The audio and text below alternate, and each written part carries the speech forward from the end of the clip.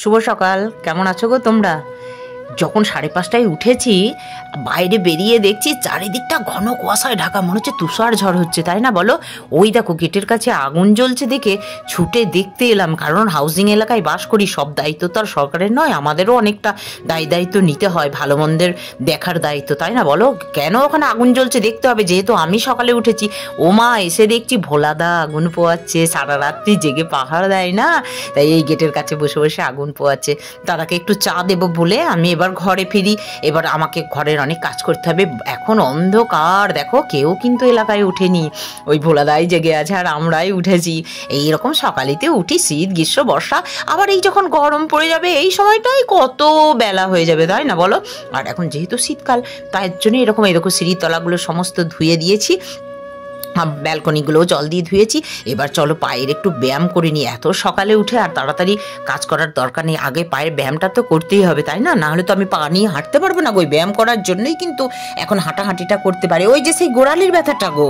এবার ভোলাদাকে একটু চা দিই, দাদাকে চা দেবো বলে এসেছি।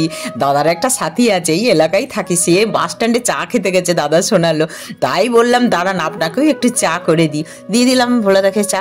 এবার চলো স্নান টান করতে হবে, স্নান করে নিয়ে পুজো সেরে নিলাম।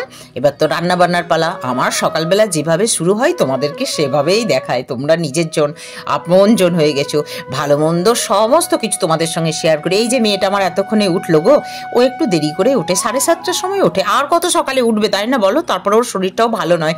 চলো পুজোর শেষে না ঠাকুরের এই যে আমি বসে পুজো করি সেই আসনগুলো ধুয়ে দিলাম, 2টো আসন দেখেছো তো, একটা ঠাকুরকে ভোগ নিবেদন করার সময় পেতে দিই, ওই ছোট্ট আসনটা, এই যে একটু কালো কালো দাগ আছে এইটা, আর ওই বড় সাদাটা আমি বসে পুজোর জোগাড় করি, ফল কাটা, চন্দন ঘষা, এই সমস্ত করতে হয়। চলো এবার রান্না বান্না শুরু করবো। এখনো দেখো কত কুয়াশায় ভর্তি, আজকে মনে হয় রোদ ওঠার চান্স নেই।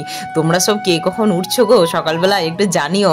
এই দেখো জয়ী উঠে ব্রাশ ট্রাশ করার পর চলে এসছে এই বাচ্চা ছানাগুলোকে খেতে দিতে। কালু দাদু তো আর এখানে থাকে না, তোমাদেরকে বলেছি, আর সঙ্গে অরিজিৎ এসেছে, অরিজিৎ আমাদের এলাকায় থাকে গো। ভালো থেকো।